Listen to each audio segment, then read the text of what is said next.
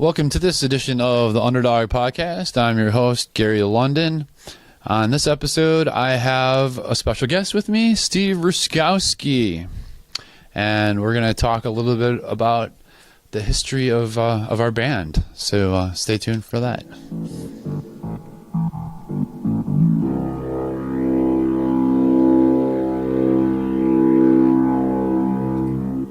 Okay, yeah, so we've been jamming a long time. If you don't know this already, we jam in a band called Vapor, and we play out a lot around this area. How long has Vapor been together? I think it's been like 4 years. 4 years now. It's been a while. 4 years. And we do all the songs that we learned in the 80s. We do a bunch of 80s songs. Rick Springfield. We do one Rick Springfield song. But we do a lot of hair rock, hair band rock. Like if you listen to Hair Nation, that's Vapor's set list, pretty much. And the funny thing about that is that back in the day, that the songs kind of only they'd go over a little bit, but now they're really going over. Like finally, like the '80s has hit like crazy, and that has become the classic rock. I guess people go to look to the classics. Is that considered classics now? It's classic rock. It has to be, right? Because it's 20, 30 years old already. And something happens when music becomes classic rock. It's like, man, that was written so long ago. It's got to be good. You know, the thing about Vapor is it's so much fun to play in Vapor. You know, it's so much fun. This it is, and it's always fun to have a crowd, and Vapor always seems to have a crowd. And we definitely don't take that for granted at all. Personally, I think it's, for myself anyway, it's probably the most fun I've had playing in a band. Most fun I've had playing gigs, probably. It's just been the most fun, I think. So the old band used to practice a lot. RockManinov. We did a lot more practicing than we did actually playing gigs. Yes. Because I would say back in the day, it was a lot harder to market your band in general, let people know where and when you were playing. And the whole social media thing has really helped the music scene in general, I'd say. Well, yeah, it's easier to get your stuff out there, a lot easier. Right. It takes a lot of the legwork out of advertising, and in the olden day, you had to take posters to clubs. You had to get mailing lists, sign up for the mailing list, as it were, and that's put flyers up. That's some tedious shit right there. Yeah, no one. And really... it never worked. None of that stuff works. We're actually going to send mailings out to people, let them know where we're playing. So that takes booking in advance. That's true. We had a mailing list. Yeah. At gigs, we'd ask people if they wanted to be on our mailing list. So not that it doesn't matter, but we've been together for a long time, and what I was thinking was that we've been together so long that it's almost like it would take days and days and days and a lot of time to go through all the adventures and stories that we've been through. But this is a format that we can do that. We can sit down and we can talk about some of these crazy outlandish stories. And I thought that this might be interesting to people out there. It's an interesting time to do it, right now. People, because it's so many years later, and and seeing some of these pictures that we were looking at really brings back a lot of things. And yeah, just looking, Steve's just bringing up the pictures here. Just looking at this one right here. This is somewhere in about 93, I want to say. Early 90s. And the spandex shorts were a really good look for me there. I want to say, definitely want to relive that look again. But that's a funny picture. But actually, we're just talking about going back to earlier times. I'll just jump ahead here. This picture here. This is maybe like our second year playing in Ellicottville. It's got to be 1980. Is that the second? Is that the... Yeah. Yeah. Yeah, we had a whole year of experience under our belt when we did this job. So here. it had to be 1986. This is the white pants era. Yeah. Here, so one picture ahead. There you go. Yeah. You got the white pants going. Miami Vice. It's a good look. It's a good look. So we've been together for a long time, and we've gone through a lot of adventures along the way. Actually, you know, why don't we take I have this set up. Let's take a good look at those white pants. Jump to the next one here. Let's see right there, and one more. Check out that nice. That's my guitar. It's an Aria Pro 2. Ooh, I love that shape. My first guitar. No, my second guitar, actually. Your first good guitar. First guitar was a Harmony. Harmony from Sears. Yeah, I wish I should find a picture of that thing. And this picture right here. This is a nice montage of Tagalong and Chris. Superimposed by God. To not let us all forget that. That Chris wrote a beautiful song about a cat that your dog killed. So you could still do things like this back then with pictures. It happened by accident. It happened by accident, yeah.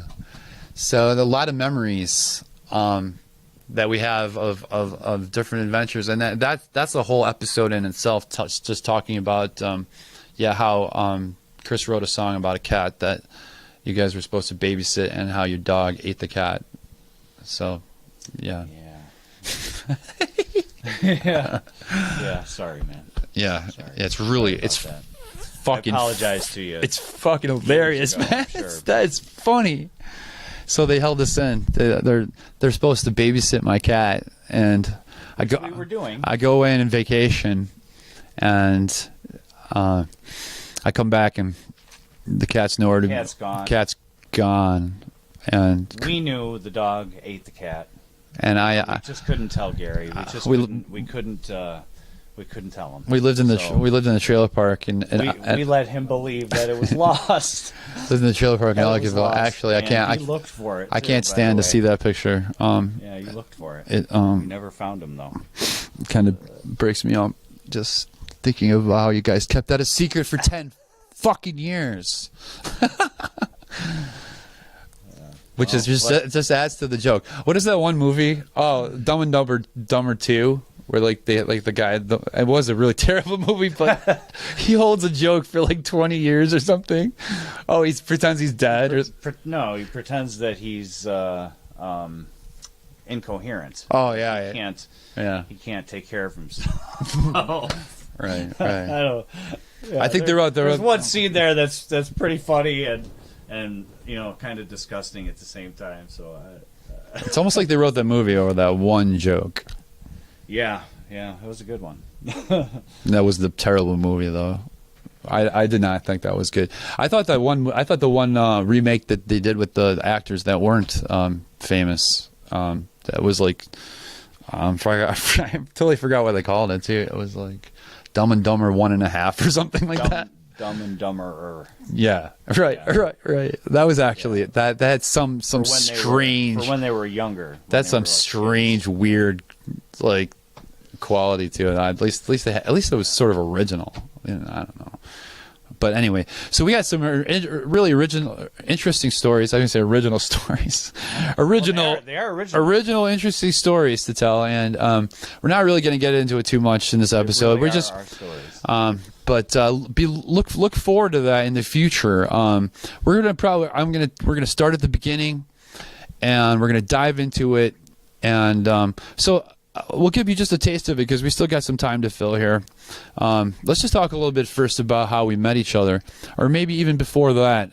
Well, nothing really happened before we met each other. I mean, with us together. Obviously, you were doing your own thing, right. I mean, your own, before you met Chris and I, and then we were doing our own thing too. For those of you who don't know, Chris is my twin brother, and it was like a built-in best friend growing up, and we got into music at a very early age. That's Chris. Yeah, that's Chris. There's the twin. The cat killer. The cat. He's on America's Most Wanted of jerks. of jerky things to do. It's funny. It's really funny. Okay, well, actually, I was going to try to show. Unfortunately, we don't have any pictures of pre-meeting, but there are some pretty. But I was just you and I were talking about this the other day. How you guys were into Rick Springfield.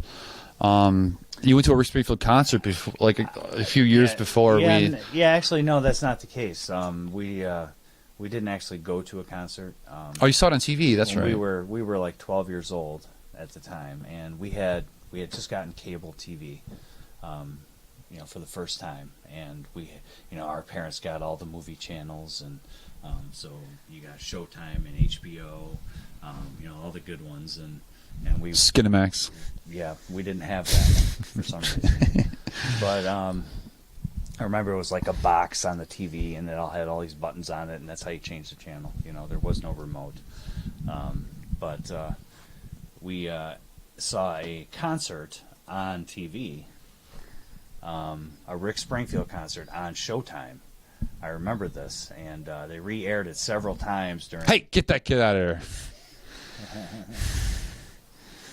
So, yeah.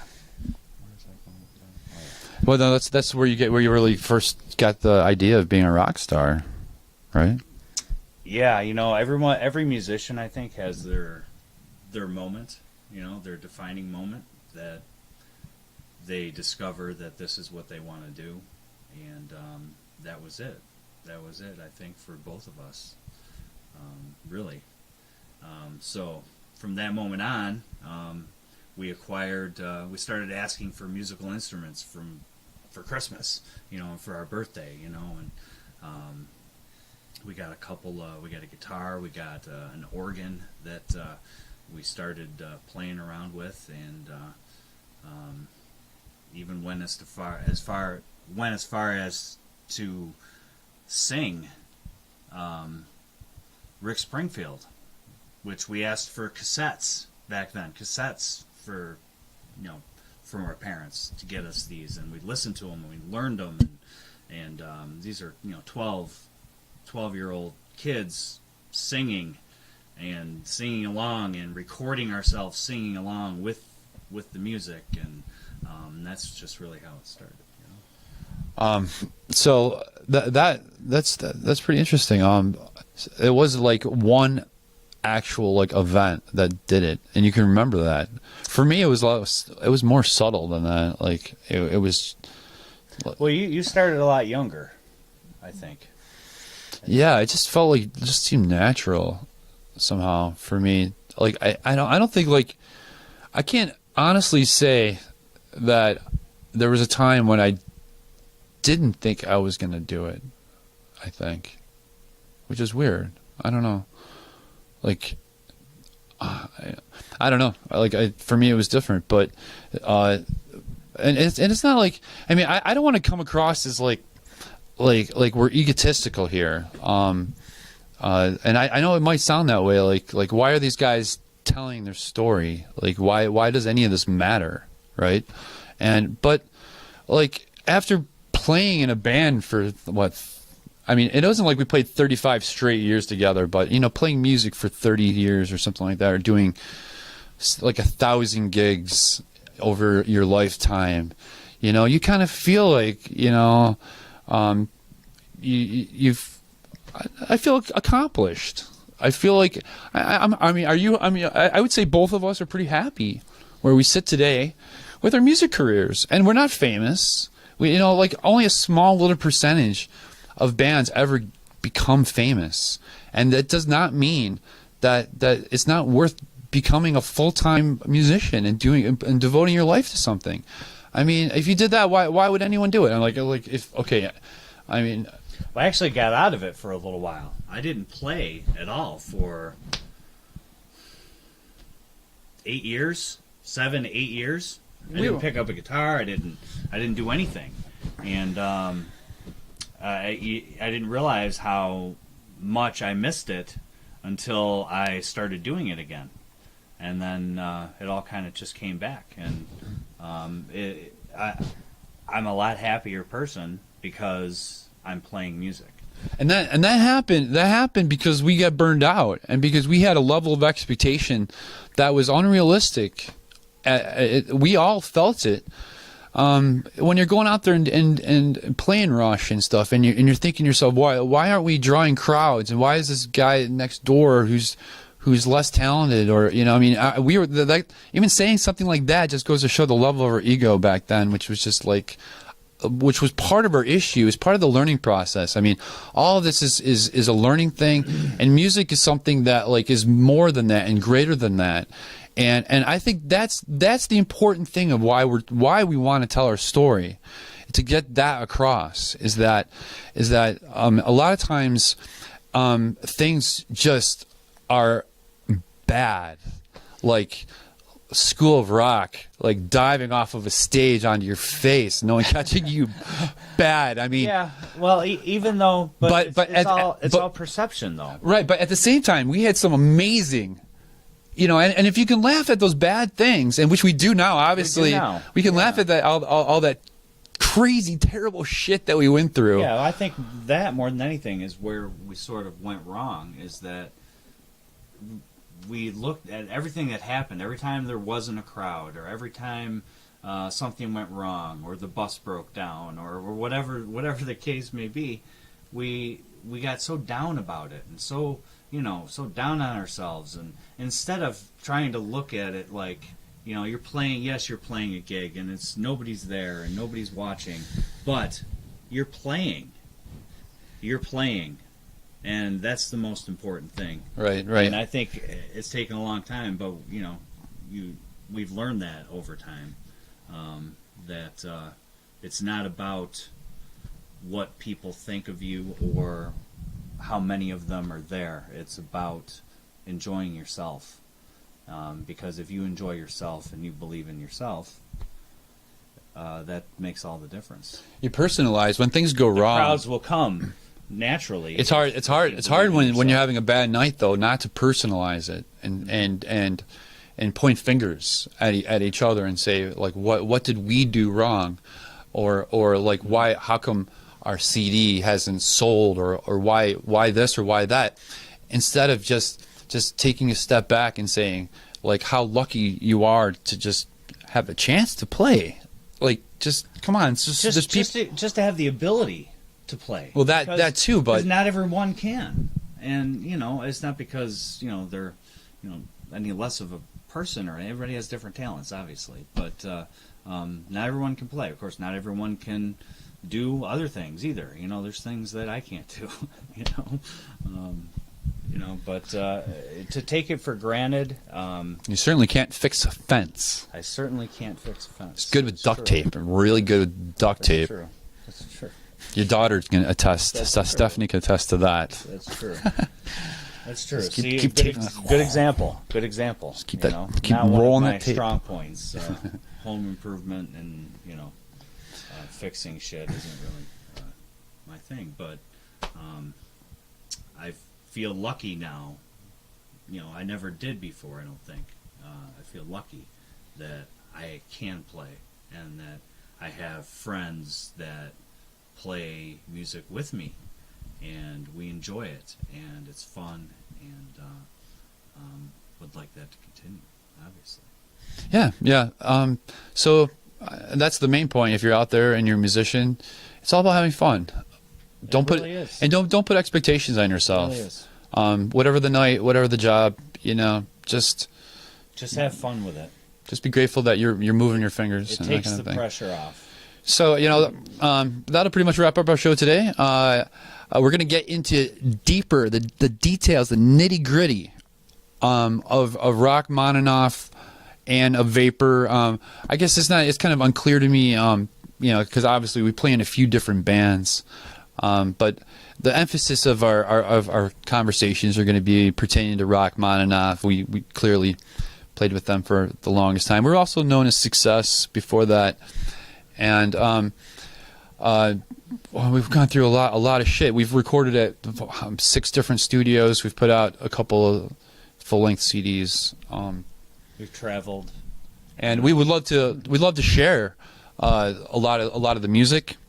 that we've recorded over the years. That's something that we're really lucky to have been part of digital technology and its evolution. And we luckily do have some excellent old recordings of our band that we'd love to share, and we'll talk, we'll get really in deep in terms of like how things were recorded, where we were mentally in the band at the time, and we would love to share all of that with you. So hopefully you tune in again for the Underdog Radio podcast. Actually, not radio, video podcast, or even if this is a podcast, there's some speculation to all that bullshit or not.